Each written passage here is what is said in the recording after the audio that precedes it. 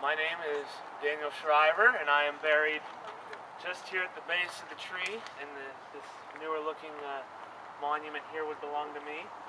And obviously you can see the rest of my family and extended family is buried around me as well. I'm going to tell you a little bit about myself, but I'm going to start with just a little bit of family history,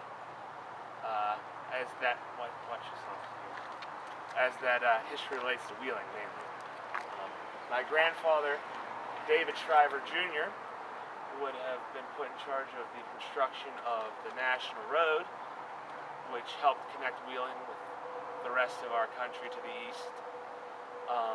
My father, his son, Jacob, owned a liquor store in town and also served as Postmaster General for about 2 or 3 years in the 1850s.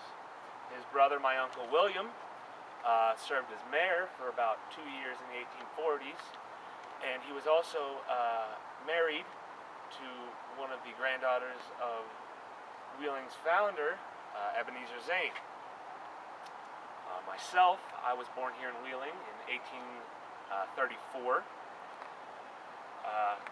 Led a rather quiet, uneventful childhood, an average one for a boy of the time. Really the only memory that sticks out would be when I was about 16, and that year the B&O Railroad was completed. And when that was finished, they had an enormous celebration downtown, and people from all over the region came. There were people from Steubenville and Weirton and New Martinsville, and Zanesville, and all over. And Washington came to see the link between the Chesapeake Bay and the Ohio River, and what would eventually flow into the Mississippi and the rest of the West. But if that time was a rather jubilant time, less than a decade later, when I was 25, it would turn quite sour, because that would be 1861. In May of that year, the government from my state of Virginia decided to secede from the Union. A lot of people in northwestern Virginia, their loyalties were split between the federal government and following their state government in Richmond to seceding. Myself and a number of other young people decided that we wanted to support our state, and we seceded as well, basically. But because of the hostile nature at the time in the area, we had to do a lot of our planning to go and fight under the cover of darkness and secrecy. So one of our first and main problems was supplies, and mainly our uniforms. We can't just go somewhere and order 80 gray uniforms without that looking a bit conspicuous. So we worked around that by telling a local tailor that we needed suits for a wedding. And if he had any suspicions at the time, he didn't let them be known. And even when we showed up with all the bolts of gray cloth for him to use, he still never said anything about it, and we were able to get our uniforms and get out of Wheeling on one of the last few ships out of the wharf before the Federal Army and Navy came in and took it over. We made it to Harper's Ferry, Virginia, where we were assembled as Company G of the 27th Virginia Infantry Regiment.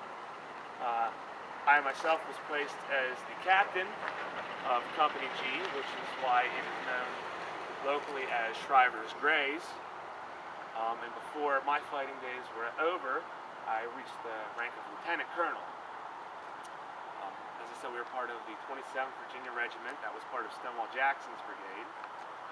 And Stonewall Jackson's brigade and our regiment saw some of the most fighting in those first 2 years, by more than anyone else involved, which led to us getting the nickname the Bloody 27.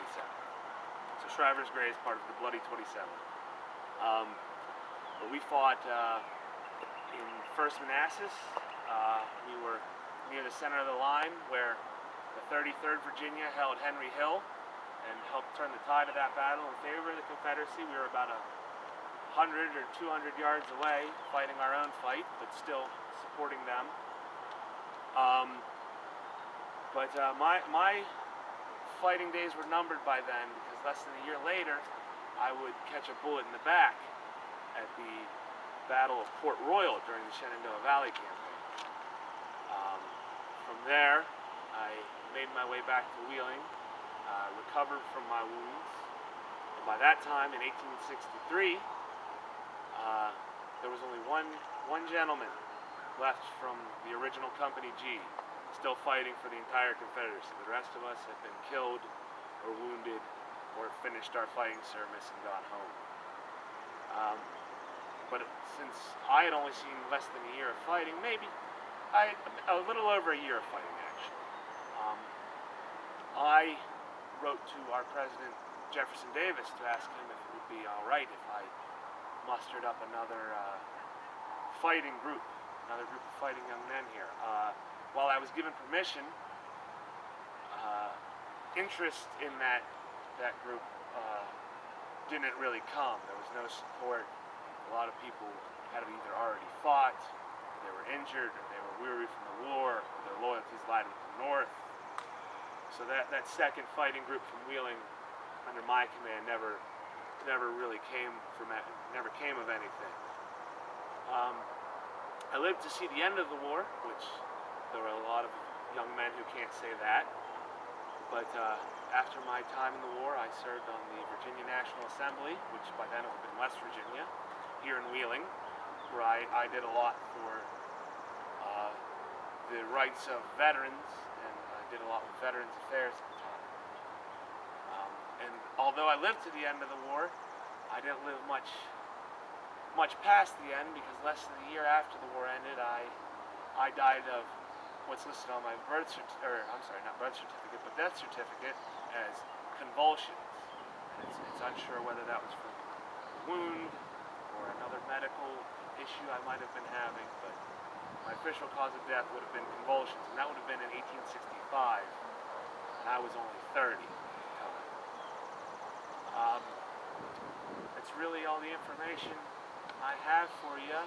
Unless anybody has any questions, you're free to go. Thank you. And if anyone's interested, this is an authentic Civil War saber, so you're welcome to come up and take a look. I'll take it out of the scabbard.